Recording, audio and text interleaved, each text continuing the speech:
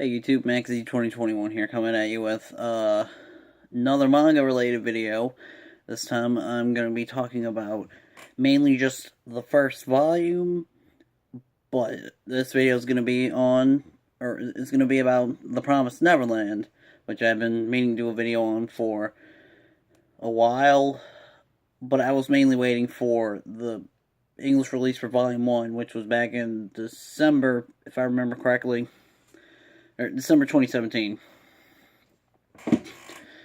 So, before I really get into the video, I just want to say two things.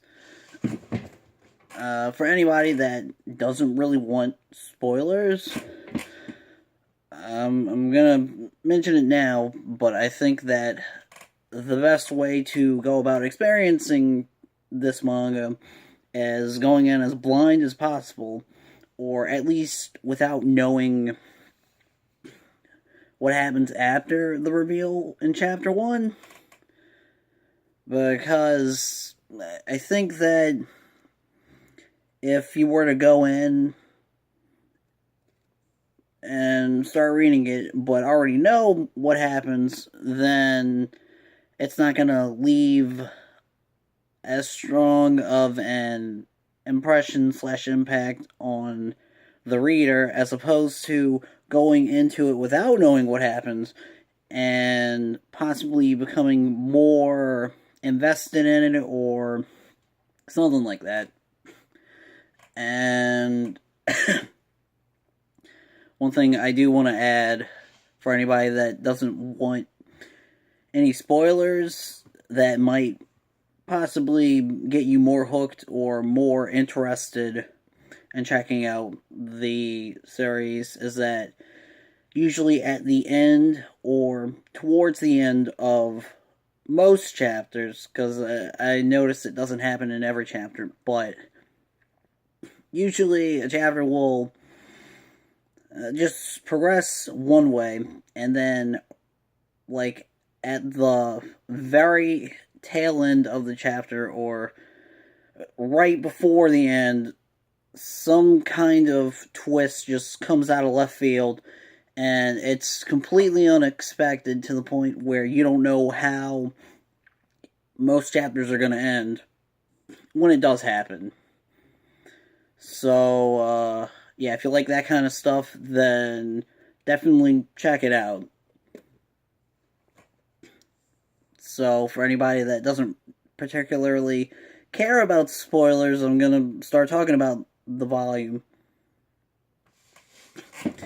So, first, let's talk about the plot. And the plot is, there's an orphanage with a bunch of kids living in it, and you got the three that are dead center on the front cover. They're the main characters.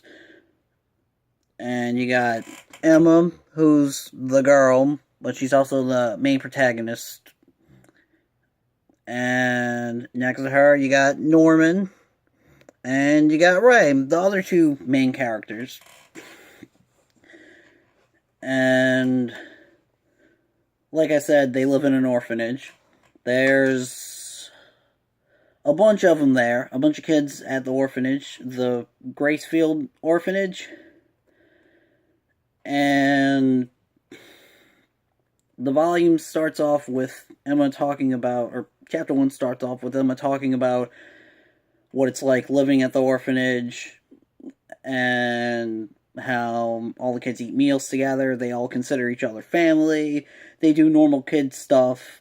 I mean, they do normal stuff that kids normally do, like I mentioned, eating together, playing outside, playing tag, or what have it, whatever kids normally do, and taking tests on a daily basis. You know, normal kid things, normal orphanage kid thing, normal orphan kid things. Yeah, that's it.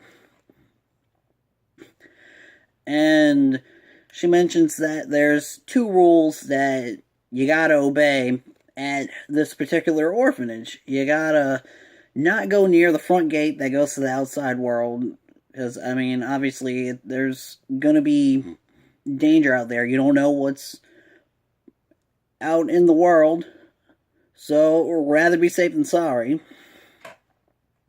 And the other thing you can't do is go past the fence that's in the forest surrounding the orphanage, because, again, you don't know what's out there. Something could get you. You could possibly die. Maybe. That's being a little too extreme. But yeah, as long as you abide by those two rules, you're good to go. So, after they're done taking their tests and stuff, they're all playing tag outside, and one of the kids brings up how Connie, this one orphan girl that's at the orphanage, is spending it's her last day at the orphanage because she's getting adopted off, and she's all, oh man, don't you guys forget me. I'm not gonna forget any of you. I'll write you back or whatever. She doesn't say that, but she doesn't say it exactly like that, but it's along the lines of what she says, I suppose. And so, later that night, the mother, the lady running the orphanage, who they refer to as Mom, though you do end up finding out that it's more of a title than a name, but that's getting a little ahead of where I'm at in the description of the plot. So, their mom brings Connie to the front gate so she can go be with her family or whatever. And Emma notices that Connie forgot her little stuffed rabbit. And if you look on the front cover, right here, you can see her holding the little stuffed rabbit. And she's all, oh, crap, Connie forgot her stuffed rabbit. What are we going to do? She can't leave without that. And they show like a little flashback of Connie. Oh, wait, no. Yeah, right before she leaves, Connie talks about how their mom gave her the rabbit as a birthday present one year, and it's her most prized possession. But anyways, Emma's freaking out. She doesn't know what to do, and Ray notices that the light's still on in the over by where the building for the front gate is. He says, hey, she probably hasn't left yet. And Norman suggests that him and Emma should go sneak out and bring the stuffed rabbit back to Connie before she heads off for good and they don't see her anymore. And Emma's all, we might get in trouble, but alright, let's do it. So they get to the front gate, and they're looking around for her. They see a truck inside the little building. They're all, hey, let's look for her. She might be in here. Obviously, that's where they're headed. And Norman looks in the front part of the truck. He doesn't see her. And Emma's looking in the back of the truck, and it's covered by like a little tarp thingy. And Emma calls Norman over, and she's all, hey, come see. And Norman gets to her, and there's actually like 2 or 3 reveals, but the big one is right after this first thing. They look in the truck, they see that Connie is dead, and there's like a flower sticking out of her, and they don't understand what's going on, because they just saw her not too long before whatever this is happened, and they start hearing people talking, and they're all, oh, we gotta hide, we don't want to get caught. And here comes the reveal that I usually try to avoid talking about when I don't want when I don't want to spoil the reveal for anyone. But they notice that there's these big demon dudes just walking around, and they're all, huh? What are these? What? No, I don't get it. This makes no sense. And they overhear the demons talking about how they're going to eat the kid, and they refer to the orphan kids as cattle, and Emma and Norman are just all, no, this doesn't make any sense. And then the third reveal, though not as big as the demons showing up, is that their mom is in cahoots with the demons, and they're all, no, this can't be true. And so they manage to escape, but, and this is where the plot really kicks off, they they forgot Connie's stuffed rabbit, and the mom sees it, and she goes, oh, somebody was here. But she doesn't know who it was. And after that, Emma and Norman are talking about what they just saw, and Emma takes it upon herself to get all the orphan kids from the orphanage and escape from the orphanage so they can get out of this situation that they're in, since they didn't know any better before a few minutes ago. And that's what kicks off the plot. Them wanting to escape from being eaten by demons and trying to outwit the mom of the orphanage. And yeah, when I first read it and I got to the reveal, since I had only heard a few things about this last year, or before I started reading it last year, I had heard, well, not a lot of people, but whenever anybody was talking about The Promised Neverland, they were either praising it or hyping it up as one of the best manga to come out of Weekly Shonen Jump in a good while, at least since, I guess, My Hero Academia, and that was about 2014, if I remember correctly.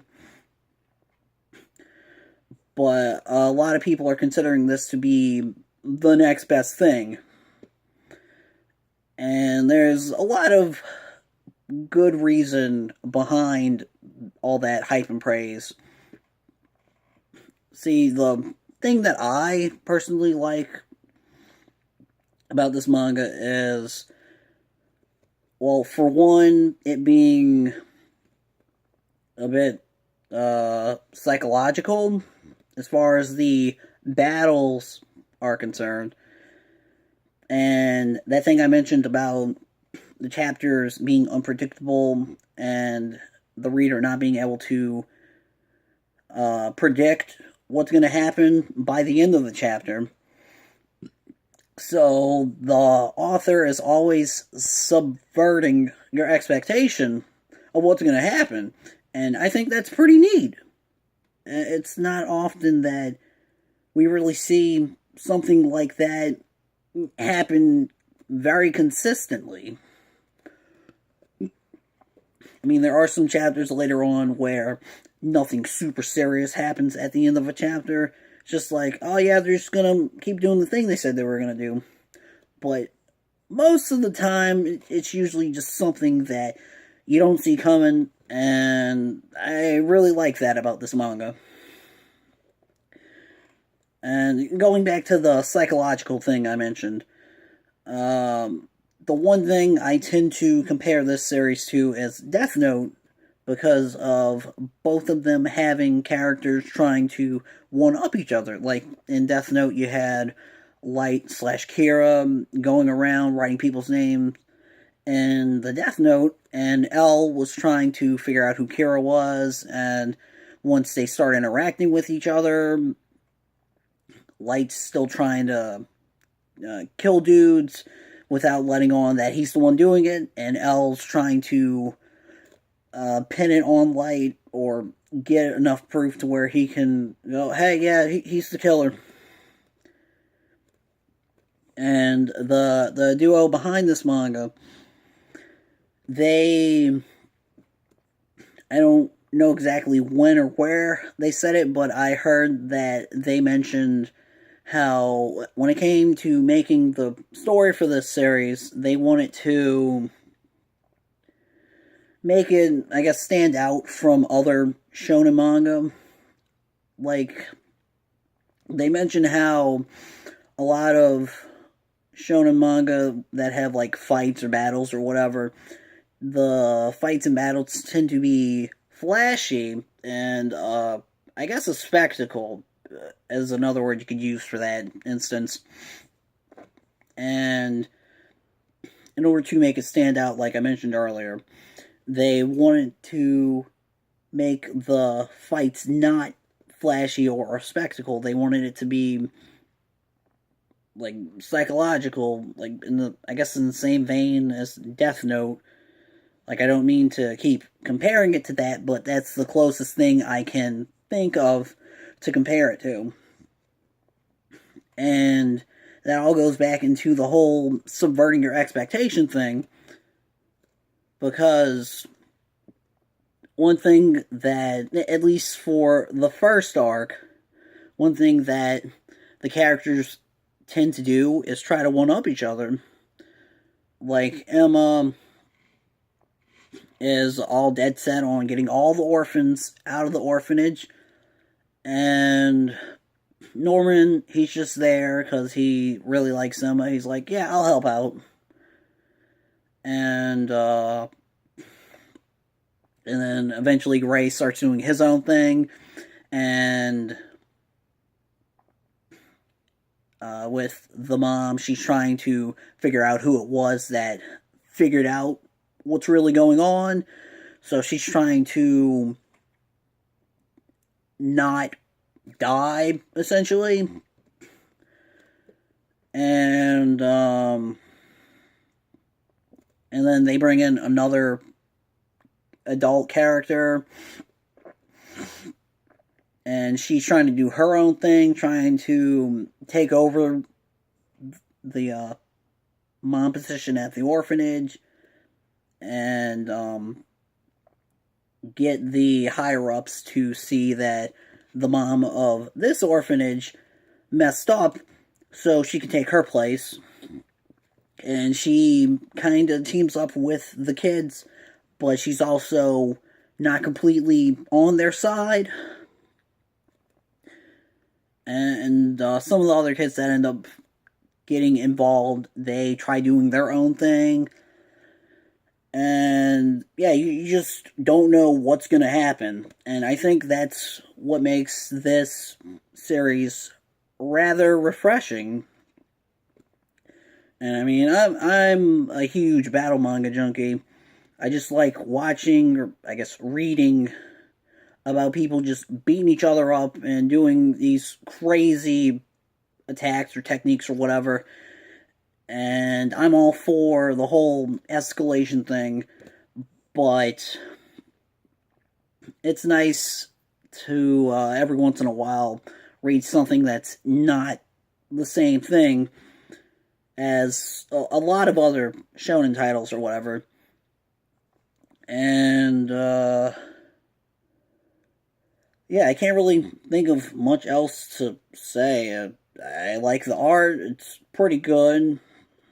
The story's pretty good too, considering you don't know what's going to happen, and with it, there being a twist usually at the end of most chapters that keeps you hooked and makes you want to find out what happens next, like which way is the story going to go now that it's not progressing the way that I was originally expecting it to, or in this chapter that I just read.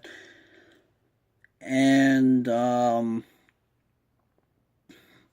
yeah, I think the first volume does a good job of setting up the story and starting with the world building. Like, at the end of the volume, you got this double spread of a bunch of the demons just sitting at a table talking about some feast or something for like some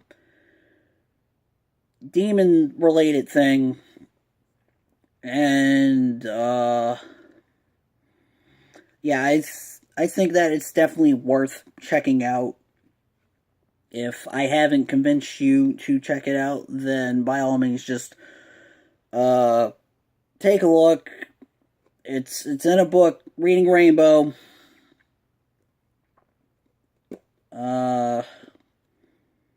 Yeah, just try at least reading the first chapter if I haven't convinced you yet. And if you did end up going out and reading more of it and didn't like it, or didn't like what you read, then by all means, leave a comment. I'm down for discussing this excellent series. And, yeah, that'll do it. That's about it. So, thanks for watching. See you in the next video, whenever that is. I don't know when I'm gonna get out more videos. I'll do it eventually. I just gotta try scheduling better or something. So, yeah, thanks for watching.